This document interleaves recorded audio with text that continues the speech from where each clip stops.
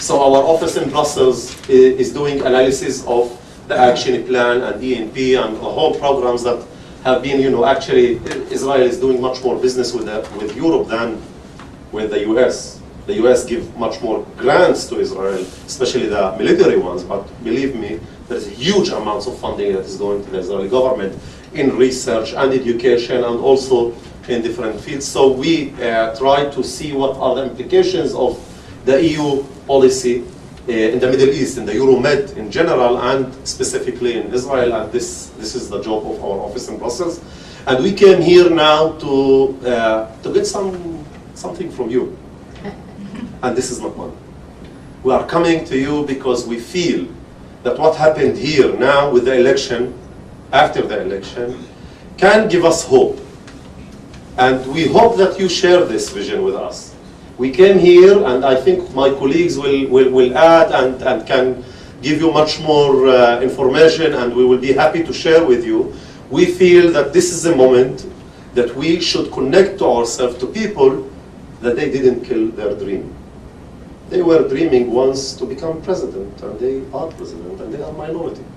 The black Americans actually is minority here.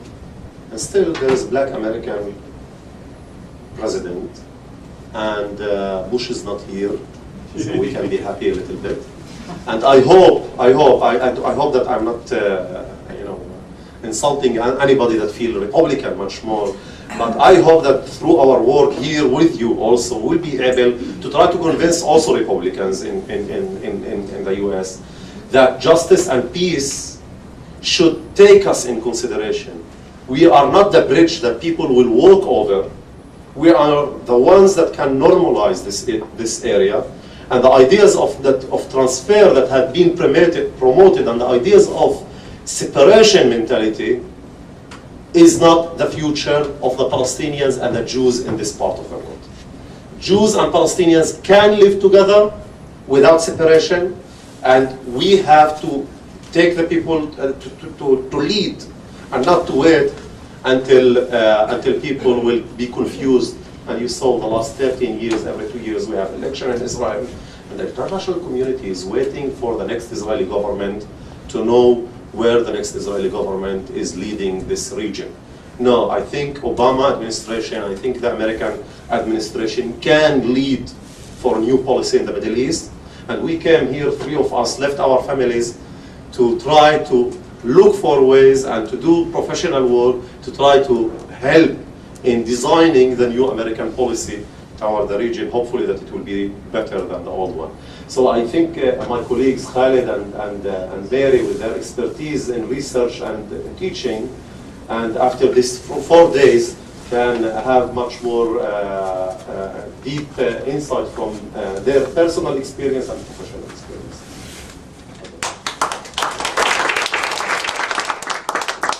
Good afternoon to everyone.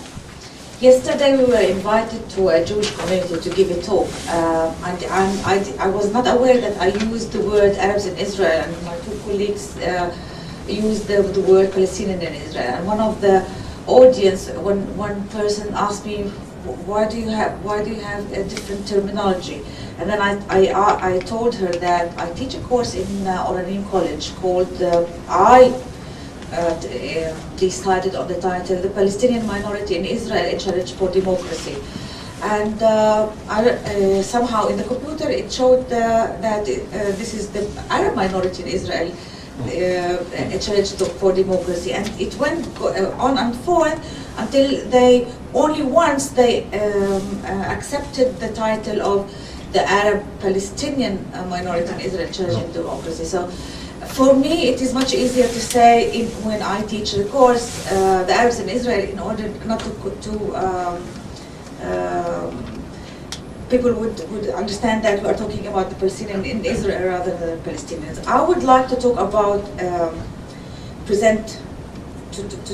take this issue of collective identity and just to explain that different trends that happened throughout the years and relating what is the relationship between Palestinians in Israel and the Palestinian people in general, and also with the state.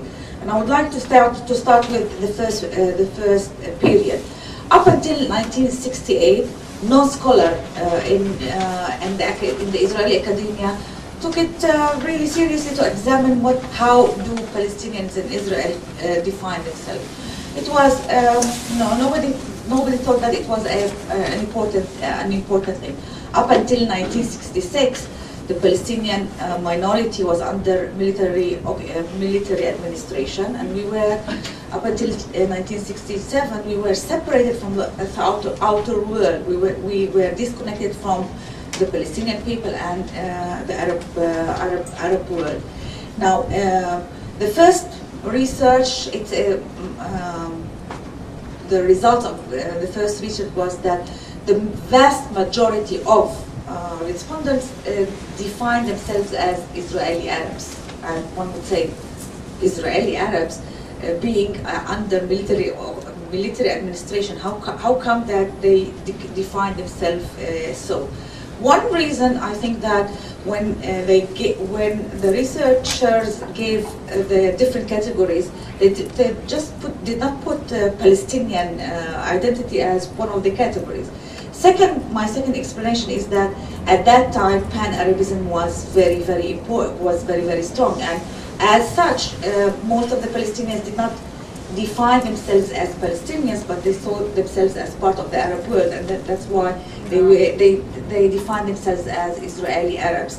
And also because they being segregated from all the other Arab world, so they were controlled by Israel. The funny thing is that even when they called or defined themselves as Israeli Arabs, the Palestinian and the Arab world saw them as collaborators or the fifth, being Judaized. And for the state looked at us as the fifth column. So there is a saying in Arabic, "La ma'sid bkhair wa la ma'sid bkhair," so that even we don't, with grandmother and the grandfather does not see us in a similar in a good shape. Most of the researchers say that the trend began after 1973, the October War, and Yasser Arafat's visit to the United Nations, that people started to see themselves as more Palestinian than Israeli Arabs. And in the 80s, 2/3 of the people of the respondents defined themselves as Palestinians in Israel. But I think that what happened in the 90s, in the during the post-Oslo process, this was a big clash. In that sense that up until then, the Israeli government, although did not see us as full-bright citizens, they also always told us that when the time comes, you're going to be the bridge with the Palestinian people and the bridge with the Arab world.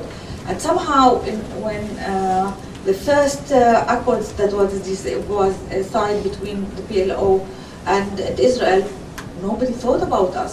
We were ignored totally. So during the Oslo period, the Palestinians felt that they were double peripherized, meaning that they are not Palestinians nor Israelis. And then it started to, now you can see that the category of people who define themselves in religious identity rather than national identity, because it's much easier to call yourself or to identify yourself as a Christian Arab or a Muslim Arab rather than in national terms. And nowadays we've got a really strong, we have really a crisis of identity. Most of the people define themselves rather in religious components. What I would like to say that today we are